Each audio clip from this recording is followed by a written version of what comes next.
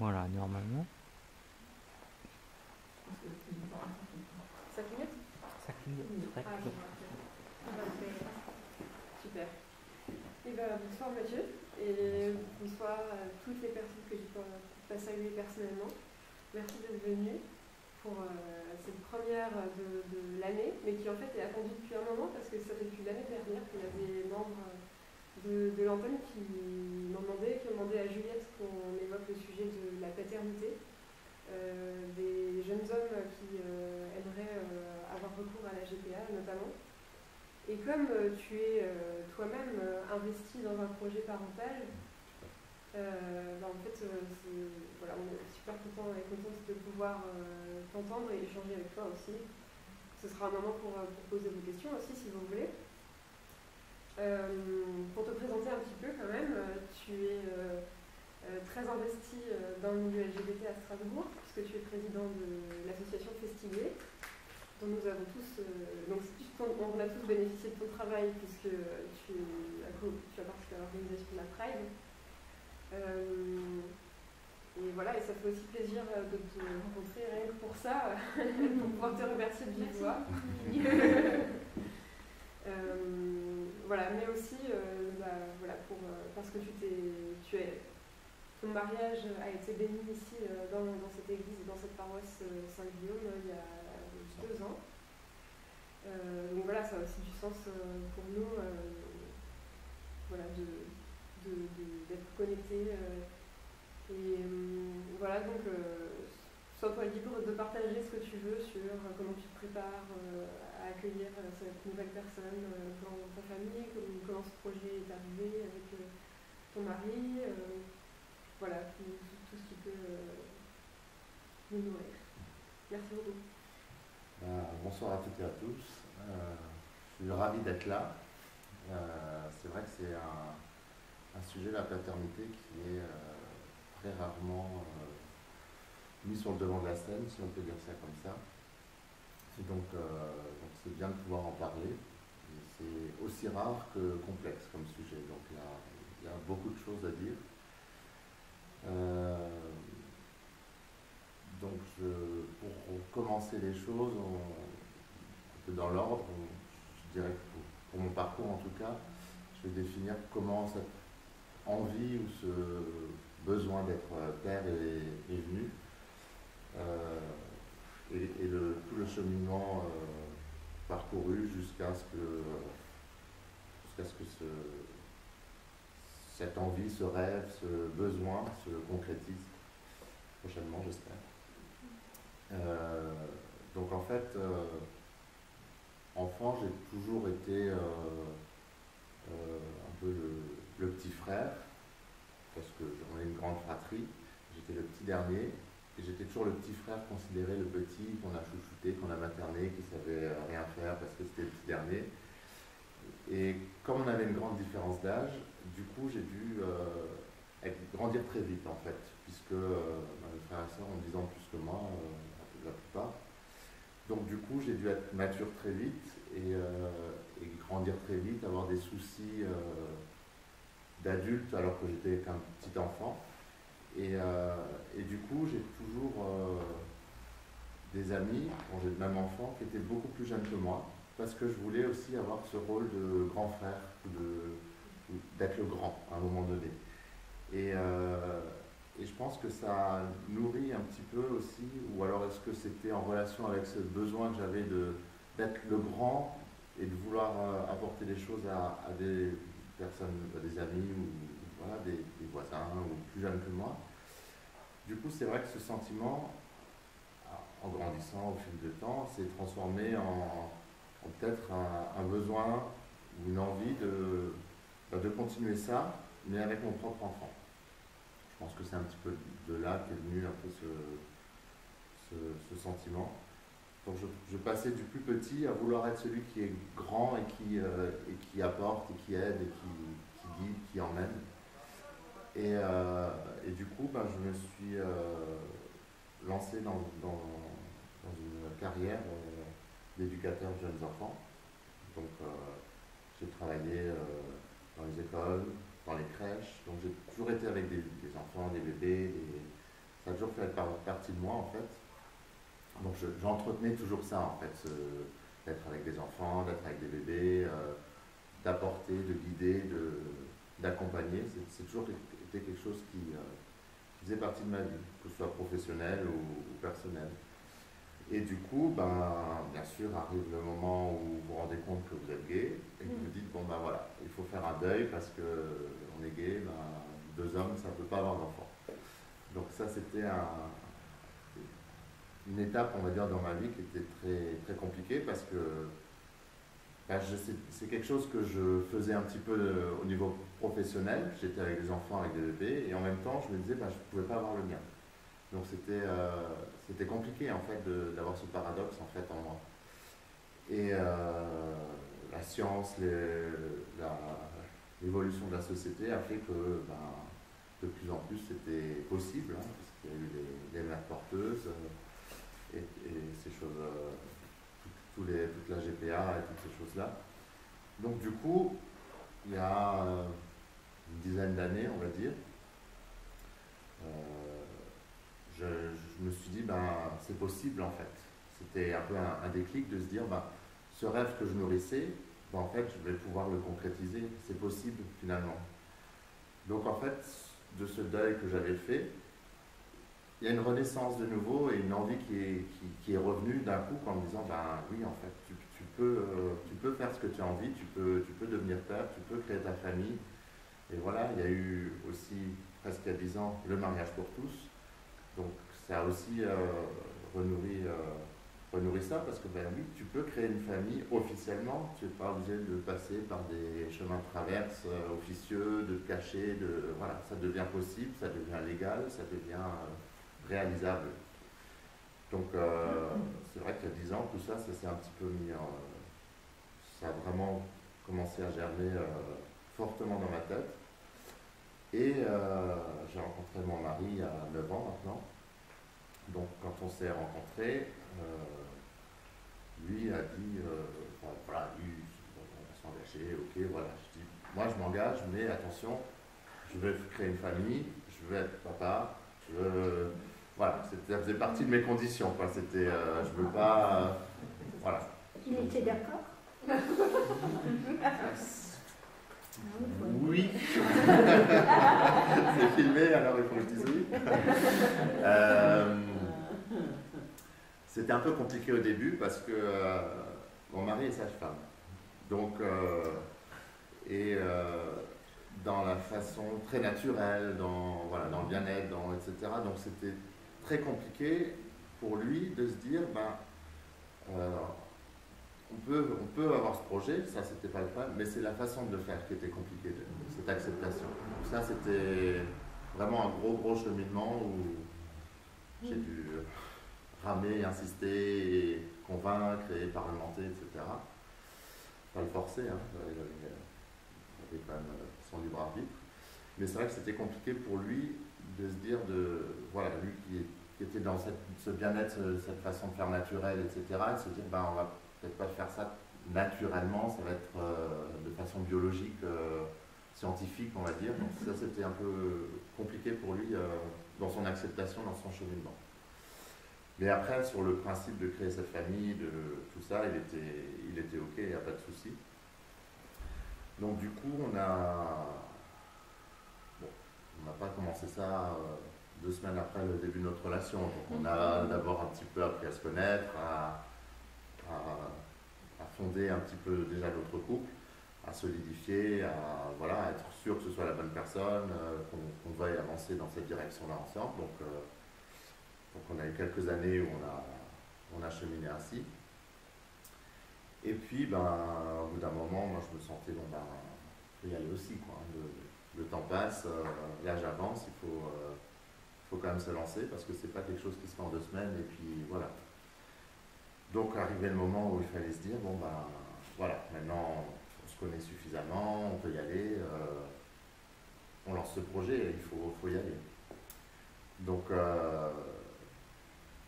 vous avez par des longues soirées de discussion, de négociation pour, voilà, parce que c'était compliqué, comme je vous le disais, de faire ça biologiquement, scientifiquement, et pas de façon naturelle. Donc après, lui était plus pour faire ça, faire avec un couple de filles, et puis nous, voilà. Donc, moi, j'étais pas très partant pour ça, parce que être parent, c'est déjà compliqué quand on est deux. Donc je me dis que si on est quatre, c'est encore plus compliqué. Surtout qu'il faut être réaliste aussi en tant que LGBT. C'est pas évident non plus. On est tout de suite regardé, on a une pression peut-être plus forte. Enfin, c'est comme ça que moi je le sentais. Donc je me dis, voilà, on va limiter un petit peu le poids, les responsabilités de l'image qu'on va donner, que les gens attendent de nous. Donc voilà, ça va être compliqué. Donc, après de nombreuses heures de négociation, de discussion, on a réussi à se dire, bon, ben, on va aller faire ça sous forme de GPA, donc avec une mère porteuse.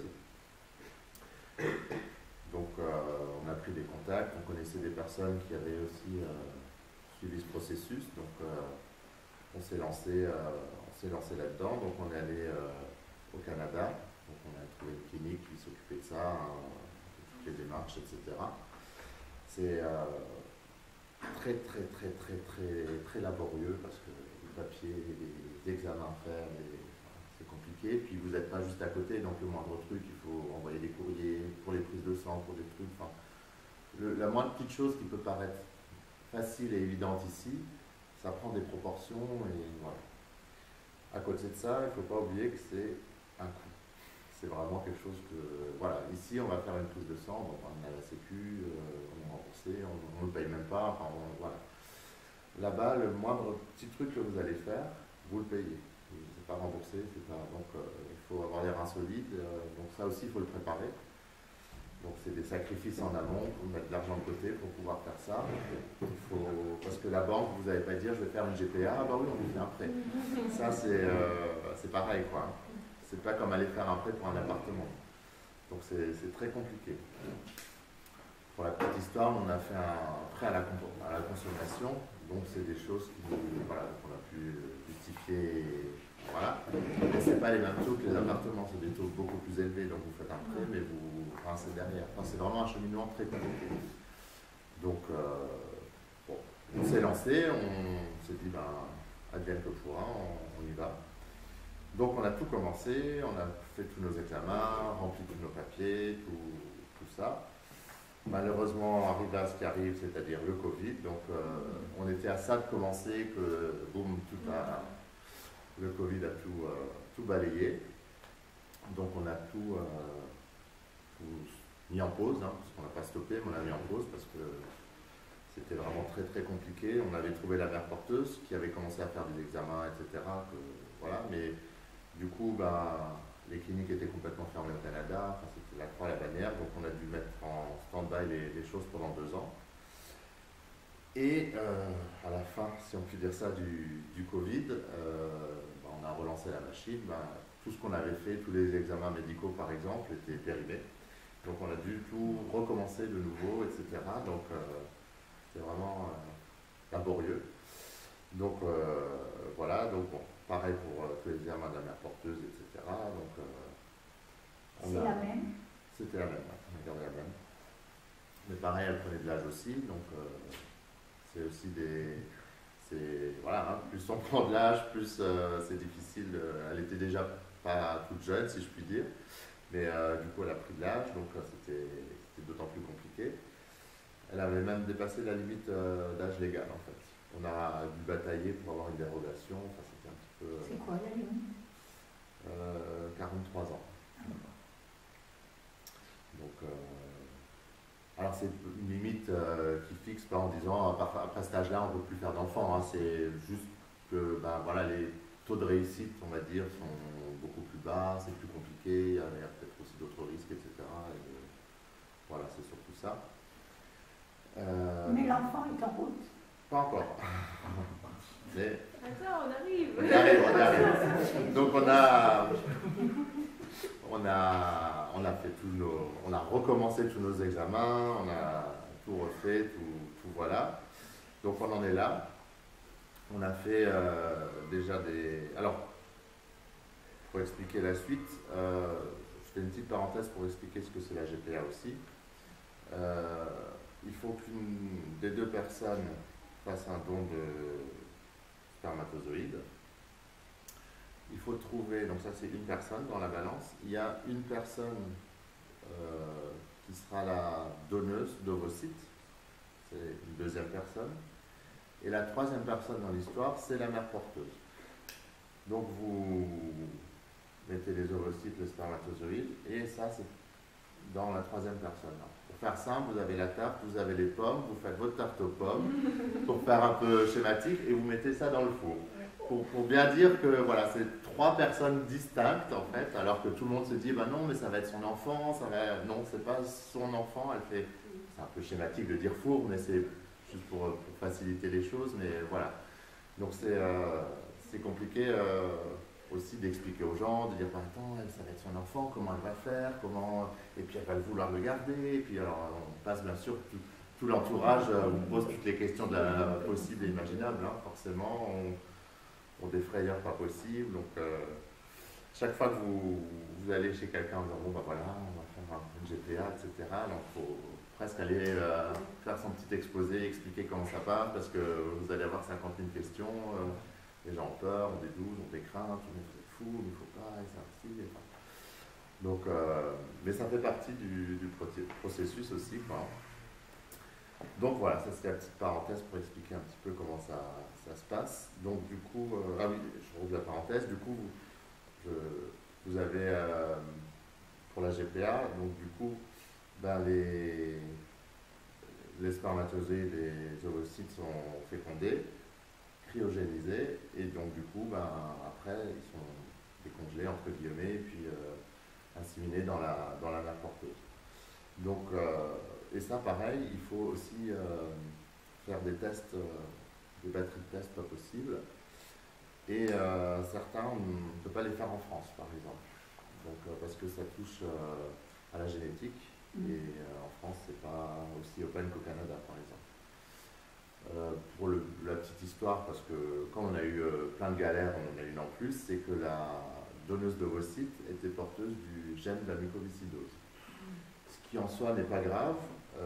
Il faut que si la mère est porteuse et le père est porteur, alors il y a une chance sur 4 que l'enfant le développe. Or, on avait trouvé cette mère porteuse, qui était, cette donneuse d'ovocytes, par contre, qui était vraiment bien, qui correspondait à nos critères, entre guillemets, ou voilà.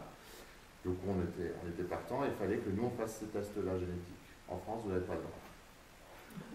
Enfin, pas comme ça. Donc, la première fois que j'ai appelé, pour la petite histoire, j'ai appelé, on m'a dit oui, vous aurez un rendez-vous de consultation dans 6 mois. Donc c'était voilà, la consultation, après il y a encore les tests, enfin voilà. Donc, c'était une galère, on a réussi, en un mois j'ai réussi à faire tous les tests, et après à la prise de sang, il faut que vous l'envoyiez au Canada, dans votre petit tube, qui fasse les tests, qui vous renvoie un mois après les résultats. Enfin, c'est des choses ce que je vous dis, des fois les petites choses ici, vous dites faites votre prise de sang, 2 heures après vous avez le résultat. Des fois, il fallait attendre 2 mois pour avoir un petit résultat. C'est vraiment la croix à la bannière. Mais voilà, on était motivés, donc on y allait. Donc c'est pour ça que ça prend beaucoup, beaucoup de temps, quoi. Et donc on a fait tous ces tests, on s'est dit que nous on l'a pas, donc s'il n'y avait pas de risque pour l'enfant, donc c'est bon, allez, on peut une étape supplémentaire, on peut continuer, enfin voilà. Donc on est passé vraiment par de nombreux déboires, etc. Et là récemment, on a enfin pu lancer une première assimilation qui n'a pas marché, mais bon, ça arrive souvent. Voilà, c'est toujours un deuil à faire, parce que vous dites, ben voilà, c'est un enfant, parce qu'ils sont cryogénisés, ils ont 4-5 jours, je crois. Donc vous dites, voilà, vous avez quand même quelques petits enfants de quelques jours dans le congélateur, hein, c'est terrible de se dire ça, mais c'est le cas quand même. Donc, et vous dites, ben voilà, vous l'avez assimilé, mais en fait ça n'a pas marché. Donc voilà.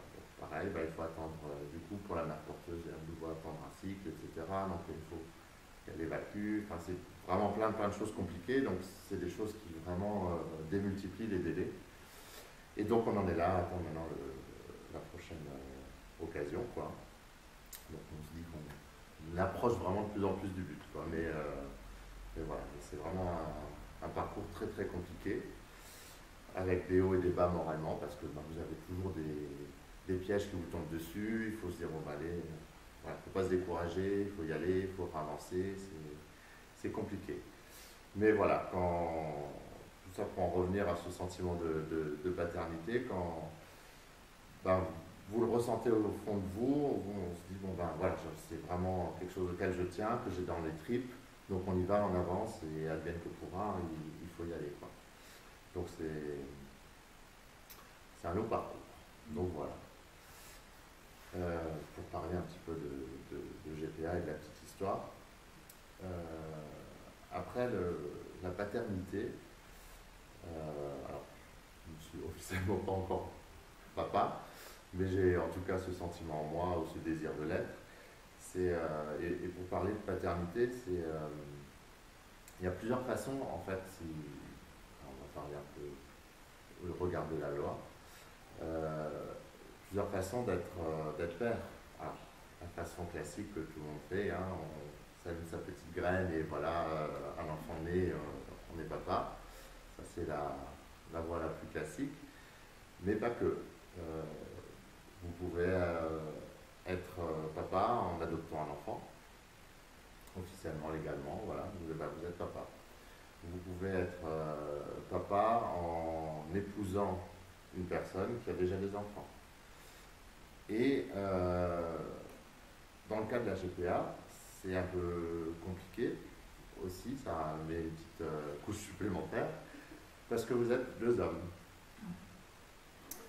Et forcément, il y en a un des deux qui est le père biologique, et l'autre qui ne l'est pas. Et donc, ça aussi, c'est tout un sujet. Est-ce que c'est toi? Est-ce que c'est moi? Comment on fait? Oui, mais moi j'aimerais, oui, mais moi aussi. Comment, voilà. Je ne vous dirai pas là qui sera le père ou pas, parce qu'on a décidé de ne pas le dire et d'être tous les deux papas, et voilà.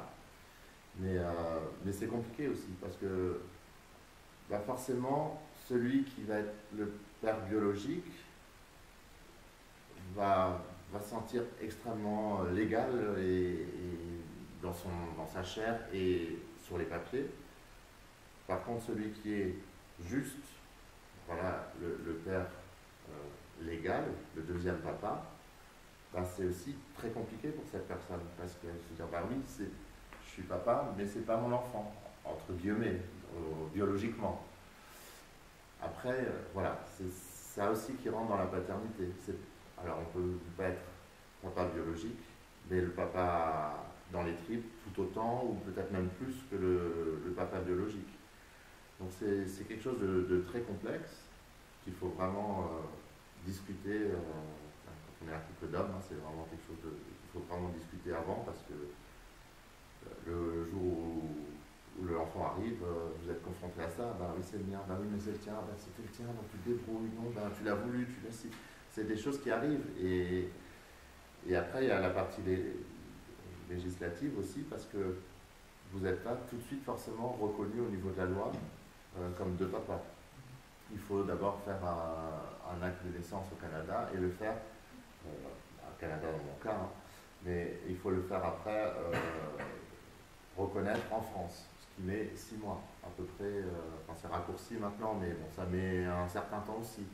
Donc pendant un certain temps, alors le papa biologique reste le papa biologique, mais le papa de cœur, entre guillemets, si on peut dire ça comme ça, n'est rien au regard de la loi aussi.